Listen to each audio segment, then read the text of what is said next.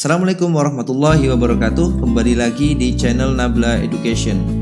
Pada video kali ini kita akan membahas soal OSN IPA tahun 2018 bagian fisika. Nah, soal-soal yang akan kita bahas adalah soal-soal yang berkaitan dengan materi kelistrikan. Oke, tidak berlama-lama langsung saja kita masuk ke soal yang pertama. Kita baca dulu. Sebuah partikel bermassa 5 gram dan bermuatan 100 E digantung dalam ruang bermedan listrik seperti gambar. Bila percepatan gravitasi 10 meter per sekon kuadrat, maka dalam keadaan seimbang, besar medan listrik tersebut adalah titik-titik. Oke ya, ini ada gambarnya seperti ini. Kemudian langkah pertama, kita kerjakan soal ini. Kita gambar dulu semua gaya yang bekerja pada partikel ini ya. Jadi kita pindah di sini partikelnya. Partikel itu akan punya gaya berat karena dia punya massa, ada gaya berat W. Kemudian kalau kita lihat di sini ya, partikel itu kan kalau dalam kondisi setimbang dia akan berada di garis vertikal ini. Kemudian gara-gara diberi medan listrik ya, medan listriknya di sini E, maka dia akan berpindah ke sebelah kanan. Otomatis partikel ini akan mengalami gaya listrik yang arahnya ke kanan. Ini ada F listrik. Kemudian di sini dia diikat dengan tali, maka kita akan punya di sini tegangan tali ya, T yang arahnya ke atas sana, T. Nah, sekarang kita tinggal menganalisis nih dari 3 gaya ini ya. Disebutkan dalam soal bahwa partikel dalam keadaan seimbang. Nah, kalau dia seimbang maka ada syarat yang harus dipenuhi, yaitu resultan gaya yang bekerja pada partikel tersebut sama dengan 0. Ya, ini berarti resultan gaya yang bekerja pada sumbu X itu sama dengan 0, resultan gaya yang bekerja pada sumbu Y itu sama dengan 0. Nah, karena kita butuh ke sumbu X dan sumbu Y, maka komponen gaya yang belum sesumbu dengan X dan Y perlu kita uraikan ya. Di sini kita uraikan yang pertama adalah T aja ini, karena F listriknya sudah mengarah ke sumbu X, Y-nya sudah mengarah ke sumbu Y. Jadi kita hanya perlu uraikan nilai T-nya. Kita uraikan nilai T-nya. Yang ke arah vertikal kita beri nama TY ya. Kemudian yang ke arah horizontal kita beri nama TX ya. Kita perhatikan sudutnya nih. Sudutnya kan di atas sini. Maka dia akan pindah, kalau kita pindah sudutnya akan pindah ke sebelah sini ya, dalam berseberangan. Berarti di sini sudutnya 30 derajat. Berarti nilai TY karena dia di samping sudut, nilainya adalah T cos 30 ya, cos 30. Kemudian nilai TX-nya adalah T sin 30. Nah, sudah kita peroleh gayanya, kita masukkan syarat keseimbangannya. Jadi yang pertama adalah sigma Fx sama dengan 0. Berarti F listrik dikurangi dengan Tx atau T sin 30 itu nilainya sama dengan 0. Berarti F listriknya sama dengan T sin 30. Nilai sin 30 adalah setengah, berarti F listriknya sama dengan setengah T. Oke, ini persamaan yang pertama. Sekarang persamaan yang kedua, kita lihat komponen gaya yang ke sumbu Y. Sigma Fy sama dengan 0, itu artinya T cos 30 ya, T cos 30 dikurang dengan W sama dengan 0. Berarti T cos 30 nya sama dengan W ya. Cos 30 itu setengah akar 3, berarti setengah akar 3T sama dengan W itu M kali G. Ini persamaan yang kedua. Selanjutnya tinggal kita substitusi aja persamaan 1 dan 2, atau kita eliminasi ya. Nah, nilai F listrik di sini karena kita tahu medannya, persamaan gaya listrik ya, F listrik itu sama dengan medan dikalikan muatannya. Nah, medannya adalah E, muatannya di sini totalnya adalah 100 kali muatan elektron, berarti E dikali 100 E kecil, atau sama dengan 100 E besar kali E kecil, dengan nilai E kecilnya minus 1,6 kali 10 pangkat negatif 19 ya. Oke, kita sederhanakan dengan cara membagi aja ya. Kita bagi persamaan 2 ke persamaan 1. Kita bagi 2 dan 1. Jadi persamaan 2 dibagi dengan persamaan 1. Berarti kita akan dapatkan setengah akar 3T sama dengan M kali G, kemudian dibagi setengah T. Kita bagi ya. Kita bagi dengan setengah T sama dengan F listriknya kita ganti 100 dikalikan E besar dikalikan E kecil. Oke, kita kerjakan. T-nya sama berarti boleh kita coret, setengahnya sama boleh kita coret. Maka kita akan dapatkan nilainya adalah, kita akan peroleh di sini, kalikan ke atas ya. Jadi ini sudah habis 1, berarti akar 3 sama dengan MG per 100 dikalikan E besar kali E kecil. Ya, karena di sini sudah tinggal 1 kan. Kita kalikan silang, berarti akar 3 kali 100 kali E besar kali E kecil sama dengan MG. Oke, kita sudah punya persamaan ini. Nah, selanjutnya yang dicari di soal adalah nilai medan listrik. Medan listrik adalah E di sini ya. Ya, nilai E. Maka kita buat E-nya sebagai subjek di sini. Oke, kita pindah ke sebelah kiri di sini. Berarti kalau kita buat E sama dengan M kali G dibagi dengan akar 3 kali 100 dikali E. Kita masukkan nilainya. M-nya adalah 5 gram, berarti 5 kali 10 pangkat negatif 3 kg. Gravitasinya adalah 10 dibagi dengan akar 3 dikali 100 itu 10 pangkat 2 dikali E-nya adalah 1,6 kali 10 pangkat negatif 19 ya.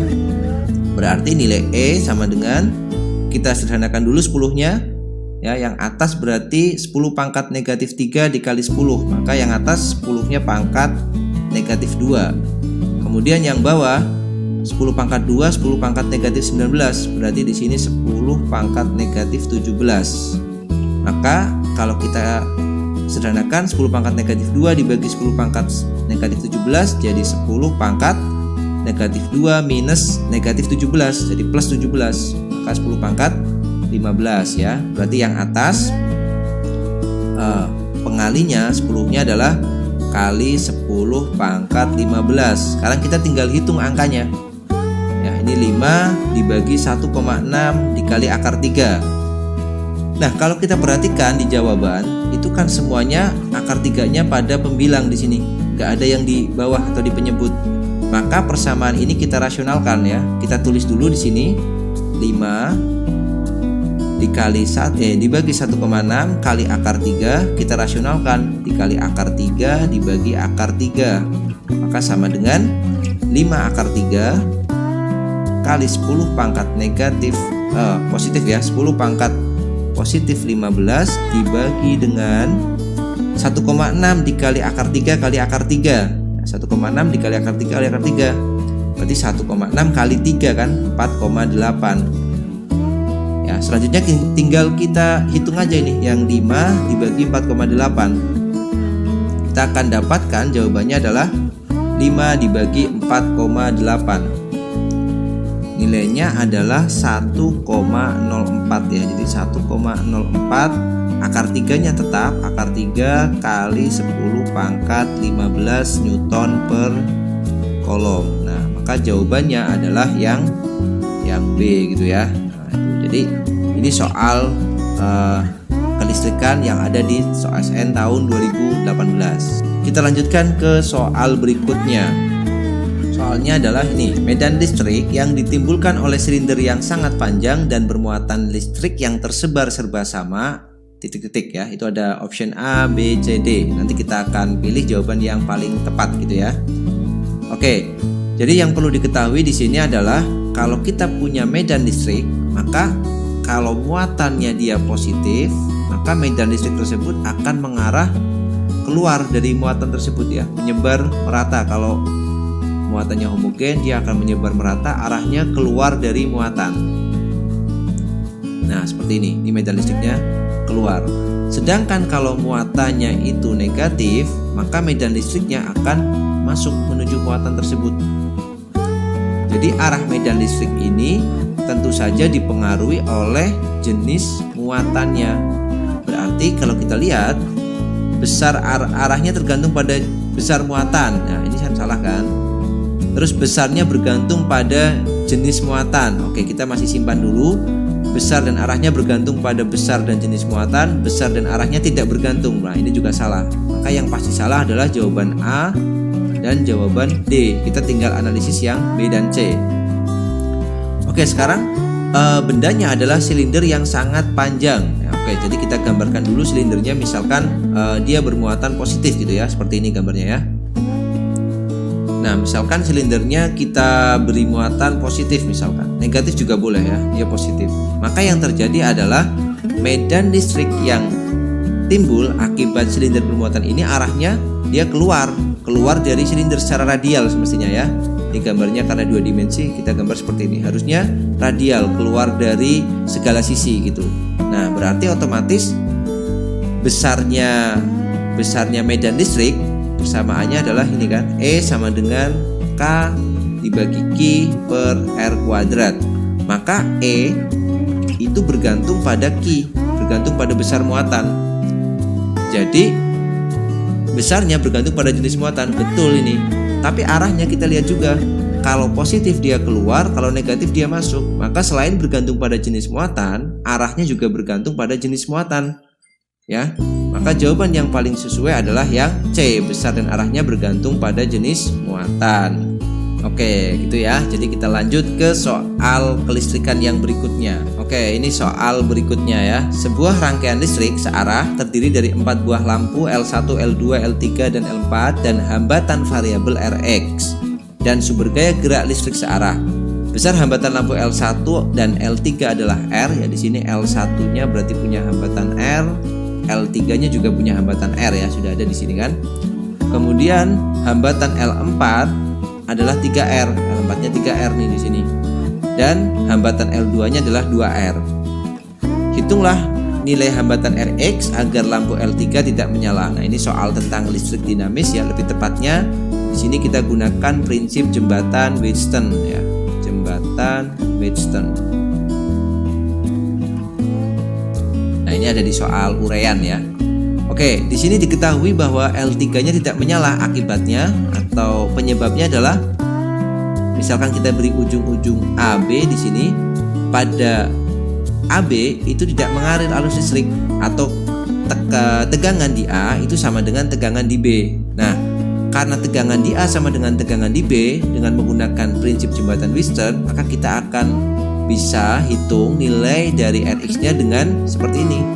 Karena VA itu sama dengan VB, maka L1 dikali Rx ya. L1 dikali Rx sama dengan L2 dikali L4.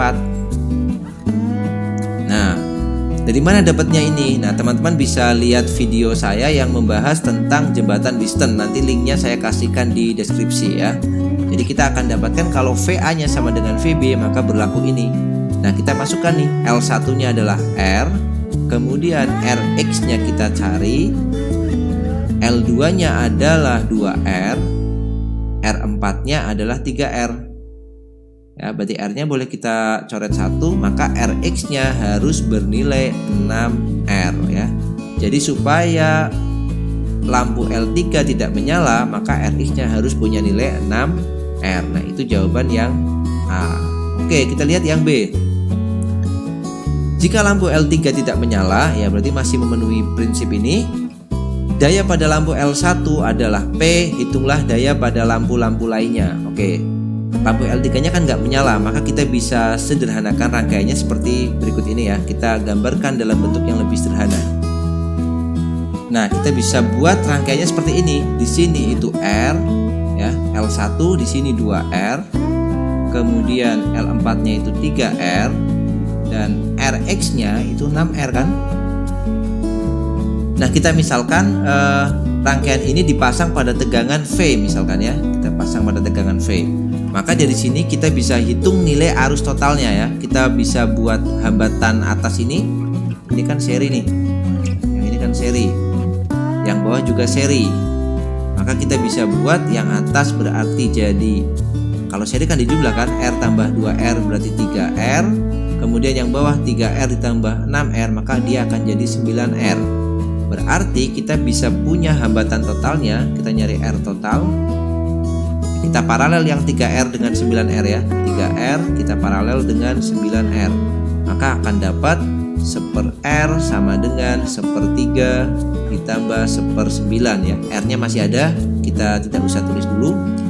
Kita samakan penyebutnya 9 bagi 3 itu 3, tambah 9 bagi 9 itu 1. Berarti 9 ini 4/9. Berarti R totalnya itu sama dengan 9R/4 ya. Ini kan ada R-nya tadi. Ini ada R, samakan 9R. Nah, jadi R totalnya 9R/4. Berarti kita bisa cari I yang lewat sini, I totalnya di sini. Ya, berarti I total itu sama dengan ini, I total adalah V dibagi dengan R. V-nya adalah V dibagi dengan 9R/4. Atau kita bisa dapatkan 4/9 V/R. Nah, ini I totalnya. Oke, setelah tahu I total, kita bisa hitung ya. Misalkan kita beri nama di sini P, di sini Q. Ya, bisa diberi nama P dan Q. Oh, P-nya sudah dipakai buat daya ya. Kita pakai simbol yang berbeda. Misalkan jangan P, misalkan titik 1 dan titik 2 gitu aja ya. Berarti kita bisa cari tegangan 1,2 itu. V12 itu sama dengan I dikali R total di sini. Ya, otomatis sama dengan V di sini. Ya kan? Karena dia rangkaiannya paralel dan tidak ada hambatan dalam. Berarti V12 itu nilainya sama dengan V. Nah, padahal rangkaian ini ya, rangkaian di atas ini adalah rangkaian paralel. Berarti tegangan di atas di sini itu tegangannya sama dengan V. Tegangan di bawah itu juga sama dengan V. Maka kita bisa cari I yang lewat atas ya. Berarti di sini kita dapat nilai I yang lewat atas adalah V dibagi 3R, sedangkan I yang lewat bawah di sini adalah V dibagi 9R. Nah, kita sudah dapatkan datanya lengkap ya. Karena yang di atas itu rangkaian seri, berarti yang lewat R di sini ya ini V/3R ini I-nya. Di sini mengalir I1, kita misalkan I1, di sini juga mengalir I1. Yang di bawah, misalkan kita beri nama di sini I2, maka di sini mengalir I2, pada yang 6R juga mengalir I2. Oke ya, kita sudah temukan, tinggal kita masukkan ini. Daya pada lampu L1 adalah P ya, L1 itu R. Di sini nilainya P. Nah, P itu apa? Oke, kita geser dulu sebentar. Nah, di sini ya. Jadi P itu sama dengan I1 kuadrat dikalikan R. Ya, nilai I1-nya adalah V dibagi 3R. Berarti dikuadratkan V dibagi 3R kuadrat dikali R sama dengan V kuadrat per 9R kuadrat dikali R, atau V kuadrat per 9R ya. Atau kita tulis P-nya itu sama dengan 1/9 V kuadrat per R. Ini nilai P, yaitu daya pada lampu yang pertama. Nah, sekarang kita hitung daya pada lampu yang kedua kan. Yang diminta kan daya pada lampu-lampu lainnya. Lampu yang kedua berarti apa? P2 kita buat di sini. P2 sama dengan I1. I-nya masih I1 di sini. Ya, L2 itu kan yang atas ya tadi ya. Berarti I-nya yang mengalir adalah I1. I1 kuadrat dikali R-nya adalah 2R. Berarti I1-nya masih sama, V/3R. V/3R kuadrat dikali 2R. Berarti V kuadrat per 9R kuadrat dikali 2R. R-nya kita coret jadi 2 kali 1/9 V kuadrat per R. Nah, 1/9 V kuadrat per R ini tidak lain adalah P. Berarti P2-nya nilainya sama dengan 2P. Nah, dapat nilai P2-nya.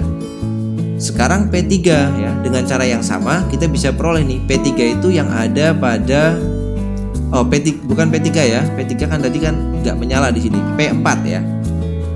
P4 itu sama dengan yang mengalir di sini adalah I2. Berarti I2 kuadrat dikali dengan R4 itu 3R.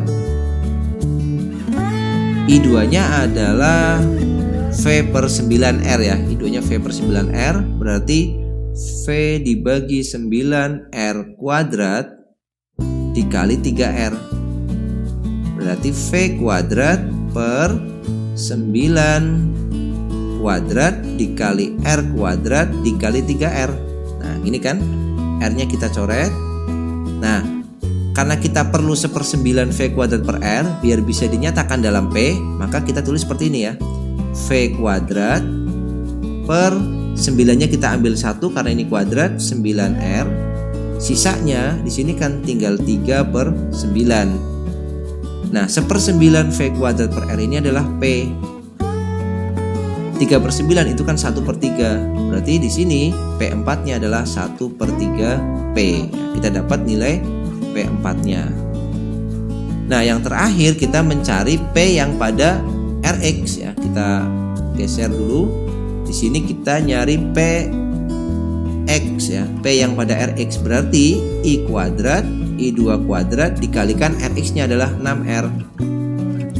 Ya, caranya sama, kita tulis di sini karena I2-nya sama. V kuadrat per 9 kuadrat R kuadrat dikali 6R. R-nya dicoret 1. Kita tulis dengan cara yang sama. V kuadrat per 9R dikali 6/9. Masih ada sisa 91. Bagi 3 itu 2, bagi 3 3. Berarti ini P. Maka sisanya adalah 2/3 P. Nah kita sudah dapatkan nilai dari daya pada Rx ya. Jadi kita sudah jawab pertanyaan A dan pertanyaan B. Oke, itu dia beberapa soal tentang listrik yang ada di OSN tahun 2018 ya. Mudah-mudahan bisa membantu teman-teman yang sedang belajar untuk mempersiapkan OSN tahun 2020 ini. Oke, tetap semangat, sampai jumpa di video selanjutnya. Kalau kalian suka dengan videonya silahkan like, kalau nggak suka boleh juga di dislike. Nah, jika kalian suka dengan video-video dari channel ini silahkan subscribe channelnya supaya dapat notifikasi kalau ada video-video terbaru dari channel ini. Jika kalian punya pertanyaan, kritik maupun saran silahkan tuliskan aja di kolom komentar. Terima kasih sudah menyaksikan video ini, sampai jumpa di video selanjutnya. Assalamualaikum warahmatullahi wabarakatuh.